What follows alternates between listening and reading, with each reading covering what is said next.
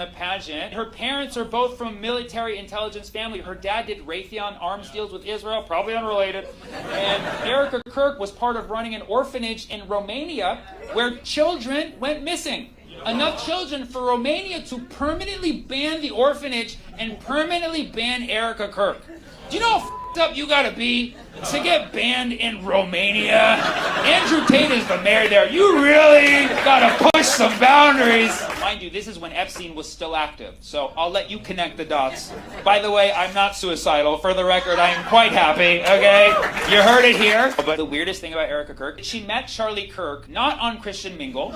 She went in to interview at his company, Turning Point USA. He said that he fell in love right away. Now, 4 years later, he's dead. And she is now inherited Turning Point USA. She's doing podcasts on it too, like, I'm so excited. Like, to my future wife, please wait 2 months after I die before doing a podcast. 3 months if it's my own, come on.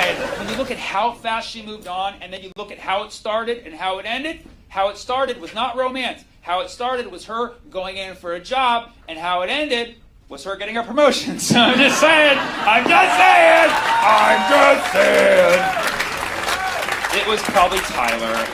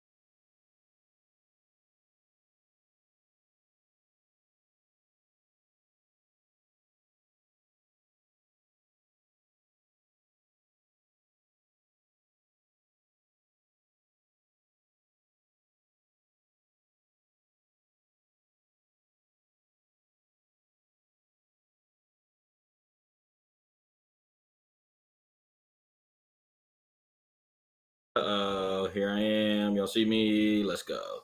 Where they decided to leverage. It sounds like our politicians decided to leverage food and healthcare. And in them doing that, in them leveraging food and healthcare, a lot of people have. Let me see. A lot of people have gone hungry. Lots of people have gone hungry. Let me fix my camera. Sorry. Lots of people have gone hungry, and then a lot of people have been furloughed. Hundreds of thousands of American employees have been furloughed and without pay for the last, like I said, 43 days, so over a month without pay. We know that the airports and TSA has just been overloaded. Obviously, some of them employees not reporting to work. We did have Donald Trump come out recently and kind of threaten some of the TSA workers and airport staff that they needed to return to work promptly. And then he tried to incentivize some workers that did remain scheduled and going to work during this period, that he would look out for them with a $10,000 bonus. Now, this comes as a long list and a long line of Donald Trump promises that we obviously have not ever received. I mean, I'm still waiting on the Doge check. Anybody heard from Doge? Anybody heard anything from Doge? Because I'm still waiting on the Doge check. I have not seen that. But yeah, I mean, Donald Trump is promising a $10,000 bonus for those employees who remain solid and kept going to work during this period. But we'll see. I think, it ain't no telling. I doubt they received that money. And then outside of that, Donald Trump is trying to steer the audience away from everything, all the blunders and failures going on with his administration by throwing out the carrot with a $2,000 tariff, Donald Trump tariff rebate that all Americans are supposed to receive, that any family that qualifies, which I think the qualifications right now is if you make under $100,000 single, you're eligible for this $2,000 tariff rebate. We'll see.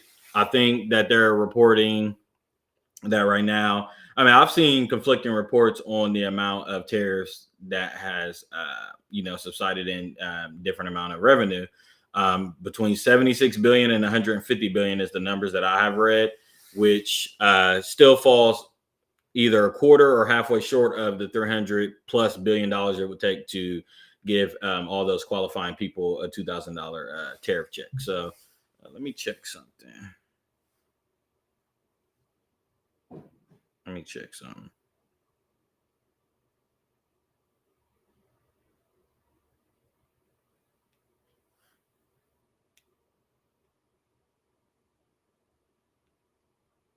All right. If anybody is with the live stream, because my stuff is not working, it's not showing me anything, please drop a comment or a like in the chat. Thumbs up in the chat if you are in the chat right now. Thumbs up in the chat. But you guys see what we have on screen here. And I know I kind of introed with that joke, but I told you guys literally 2 months ago, I told you I wanted to say it directly after the Charlie Kirk assassination, the necking that Charlie Kirk received, but I felt like it was kind of disgusting to even throw that out in the ethos, that I was just really, really skeptical about Miss Erica Kirk.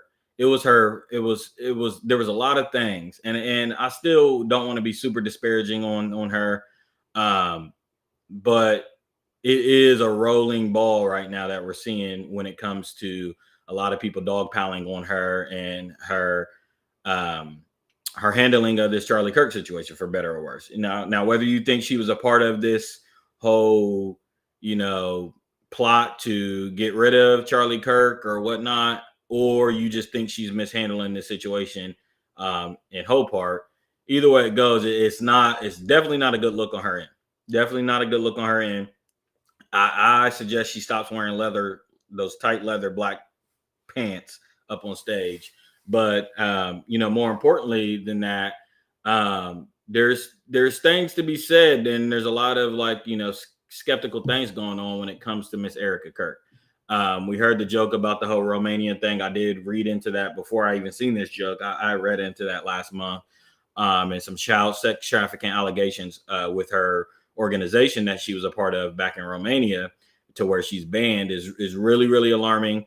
Then we also are finally getting more and more details outside of this Charlie Kirk situation, as far as the audit that he was trying to run on the company, Turning Points USA, as well as the beef he had with Ben Shapiro and some other members, and him kind of stepping away from some of his donors.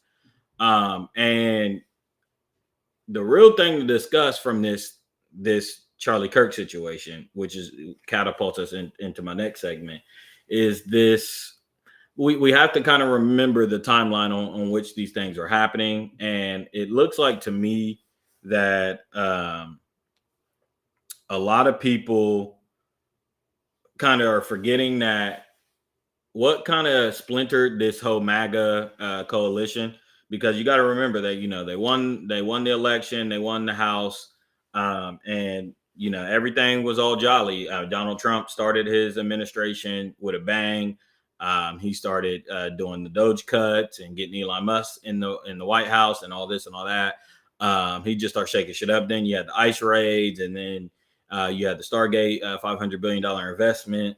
But it just seems like the black eye that keeps on coming to bite Donald Trump and this administration in the ass seems to continue to be this. His close proximity and close association with Mr. Jeffrey Epstein. So that is back in the news cycle. And I wish I had a little audio board to where I can do the applause, because I told everybody that back in September, I'm like, I'm seeing that here in October, some of the victims of this Epstein situation were going to testify and go on record, and someone was writing a book. You got Virginia Jeffrey, who is deceased. I think with the release of her book, and then you got some other victims who is going, and testifying as well, and they're trying to get this to, well, a couple things. They want this to get into Congress's hands, but they also want to be able to turn this into civil lawsuits as well against the Jeffrey Epstein estate. But they have to be able to move forward with some of these disclosures and stuff. So I do want to say that we have to remember. Nope, come back up. We have to remember that this Jeffrey Epstein thing is the situation that actually splintered MAGA. When you think of the far right, or even MAGA members, or even conservatives, you think of Tucker Carlson, Candace Owens, and just some of that delegate over there. And it seemed like there was, when this Jeffrey Epstein thing dropped back in September with the party book and the sweetheart deal and all these different things, and the signatures and all the statues popping up everywhere with Jeffrey Epstein and Donald Trump, it kind of divided MAGA, because this is something that is very, very hard for this administration to obviously whitewash, and for them to just pass off as a Democratic hoax, which is Donald Trump's key card. He's trying to continuously stage it off as it's just a hoax, and that the Democrats had access to this 4 years ago during this administration, which they did, which is why I love to use my platform. Why am I not? I love to use my platform so I could be very, very clear with everybody to tell everybody and remind them that in no circumstance should we let them make this a Democrat-Republican thing. We should not allow them. I told you guys this months ago. That is what they're going to try to do this, because this list implicates both sides. This is a bipartisan list. It implicates both sides, and there's mishandling of this list through both sides. This Jeffrey Epstein thing just reeks to high heavens. It really, really does. And as much as they want to scrub it clean and try to blame and point fingers, we got to really hash this timeline. And some of the emails that have been released this past week, as far as yesterday, just demonstrates Jeffrey Epstein's close proximity to some sort of intelligence, whether it's foreign intelligence or something. I obviously have come on this stream and shouted to the mountaintops that clearly, to me, he's a Mossad blackmail agent, clearly. And I know, they're doing the best. It seems like mainstream media is trying their hardest not to shine the flashlight on the obvious, right? You think of, if you listen or read on any independent journalist or podcaster or streamer, anybody that kind of reads the information, sees the documents, it's clear as day. There's just information everywhere alluding to the fact that he has ties to the Israeli Mossad. You know what I'm saying? You think of his wife, Ghislaine, who is getting away with fucking murder right now in that encampment that she's in, where she's on low security, maximum security. She apparently she has a dog. She's getting to play kickball. She's getting to swim by herself, work out by. She's just getting all the privileges right now. And she's actually trying to go ahead and write up her letter for commutation. It just thinks that it's just so corrupt. And I just see everybody going back and forth with each other on this whole left and right thing. And it's driving me fucking crazy, because it's like, y'all are going to miss the plot. This is not about left and right. This is about the bird that the left and right rings are attached to. And I could have sworn this Trump administration and everybody was talking about draining the swamp, the deep state this, the deep state that. But here we are at the footstep of the deep state, and everybody's tucking their tail. Everybody is tucking their tail. And it is it is no coincidence to me that Charlie Kirk was assassinated shortly after he started to speculate and question his unwavering support for his Zionistic donors. Let's just call it what it is. The people that was donating and funneling money to Turning Points USA are Zionists. They're just hardcore Zionists, and he knows that. I think it's well documented. It's not just me making it up. They're hard documented Zionists. And when Charlie Kirk started to speculate that, and you guys got to remember that really what drew that splinter was when Charlie Kirk invited Tucker Carlson up to the Turning Point USA seminar thing that they did. And then he invited Dave, y'all know who I'm talking about, my guy Dave Smith. And Charlie's donors started to want to pull out. They absolutely did not like that because Tucker has been very vocal about the war in Gaza and the genocide going on in Gaza. So hasn't Dave Smith. So what you see here is that wing that's attached to the bird. Give me 1 second here.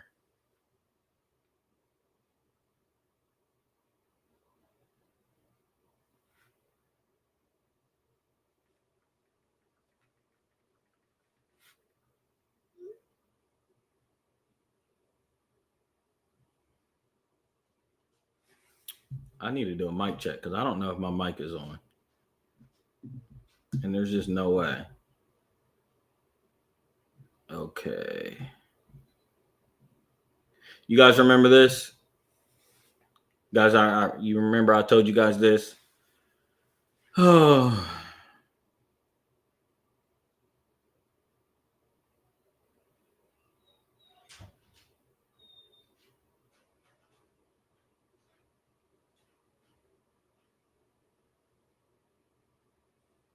Guys, you remember I told you guys this? All right. Oh, hold on.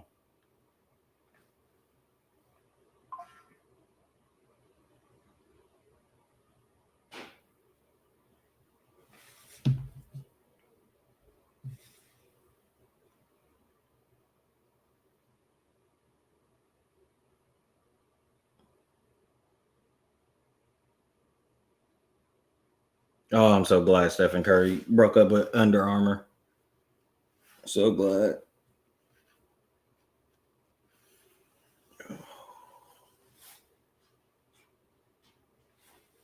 Okay.